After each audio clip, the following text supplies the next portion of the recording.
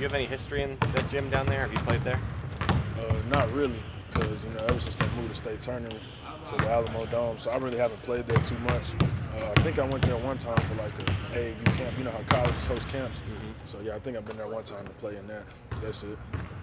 Did you communicate it with Texas at all in recruiting, or did they? Not directly. I don't think so directly, no. But it's some speculation behind recruiting with them or not. I don't really know too much about it. But it would have been a cool situation. It's a great school. Being in Texas, is that a program that you followed at all growing up? Not really too much. Even though I lived in Texas, but growing up, my dream school was North Carolina, just because that's where I'm originally from, and I always just look forward. I always watched Charlotte basketball when I was growing up, and then ever since I moved, I really stopped having that dream school. I realized it was far reach, but it was fine though. That first game you guys played against them here, you obviously helped finish that off that win. How big of a game was that for you? It was a big game, mainly because I think that got us a second win in conference, and it was just fun to go out there and just enjoy having a great time. And then everybody likes to be clutch down the stretch, and that's what really just made it even more fun. And then how it came down to the wire is a lot of excitement. I like exciting games. So. You mentioned everybody wants to be clutch down the stretch. How comfortable are you in a close game, a couple minutes left, having the ball in your hands? I'm very comfortable. As long as I feel like the team believes in me, which I feel like they do, and Coach B and them believe in me, all I can do is try my best to just be the best player I can down the stretch and to just bring the game to the final result that we want, which is a win.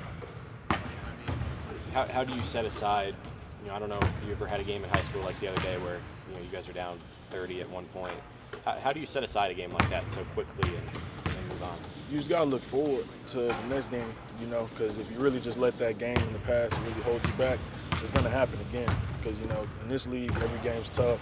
No team's going to feel sorry for us. So if you still holding our heads down on that last game, it's going to happen again in Texas. So, we just have to, we watch the film, we just have to put it behind us. Everybody's been in the gym, still working hard in practice. Had a great practice yesterday.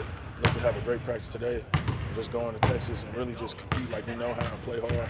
And, I feel like the game should really go our way. What was it like watching the film, the game? Of course you don't like watching that type of film, but it's needed. It's needed just to really just learn. And, we learned a lot of things watching that film.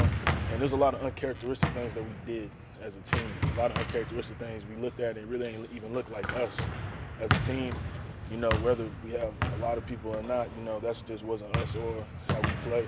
So we look to really turn it around down there in Austin. What are some of those things that you noticed that weren't like you guys usually? We didn't have that competitive edge that we normally have, that toughness that we normally have. It just looks like we were just really lackluster in energy. But we definitely look to turn that around in Austin and really get back to playing hard and make the teams uncomfortable and do what we do. That starts on the defensive end and always be the toughest playing team every night. Regardless if we win or lose, we look to be the toughest team every night. You mentioned your clutch free throws at the end of that last Texas game, but you also had to defend the final shot from Texas. What kind of goes through your mind in those moments? You really don't think too much, because once you start overthinking, that's whenever you're bound to mess up. So, I really just shot those free throws with, if it goes in, it goes in. If it don't, you got to go get it stopped, but they ended up going in, and then they came down. And it took a little thinking, because they was down 3. You kind of know that they're going to try to go for a 3, so you really wasn't too worried about the drive, so you just played a 3 ball, and then that's what ended up forcing them to shoot a really bad shot at the end, and we ended up winning. I got a couple of questions about pregame introductions and everybody's handshakes and everything you go through. How much work goes into developing all of that and coming up with how do you come up with all that stuff? Well, my handshake specifically is this little thing called this little bag thing. So I've been having it for a while, and so me and my boys back home, this is a little BCB thing, a little bag thing. So we've been having that handshake for a while. So I just do it here with my boy Cujo. So I haven't really been thinking about it too much, but everybody seems like they created theirs in like a matter of like a minute, 30 seconds. It's real cool though. So yours goes back a ways, huh? No, it goes back pretty far ways.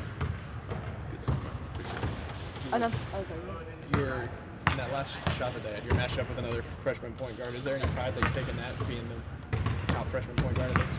I don't really just think about that too much. You know, once you get thinking about personal accolades, that's whenever you're really bound to mess up because you start thinking about just yourself. You know, you don't want to turn it into a personal thing.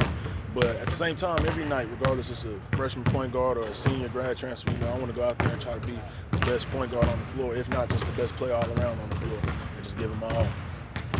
I recently talked to Jenny Boynton, and she talked about some of the stuff y'all are doing from a nutrition standpoint. She talked about the cherry juice that everyone's drinking. Are you taking part in that too? Yes, I actually have been feeling the difference. You know, you don't wake up as sore and stuff, and you know, some of the times, I mean, it has like a, I don't know how to explain, like a tart taste to it. Like, you know how cranberry juice at the end is like sour. Yeah. But it's not bad at all. But it actually, you know, she's trying her best to help us out with our bodies and really just help us feel better throughout the rest of the season. And, you know, we really appreciate her for trying, and she's doing a great job. What did you think when you first tried it? Did you like it or not? I don't like cranberry juice, so I definitely don't like cherry juice. I didn't like it at all. It takes me a while to drink it, but it is what it is. It helps, so I'm going to do it. And I know it was Jake had mentioned, or is it you and Lindy and Cam who have been doing the Pedialyte stuff too?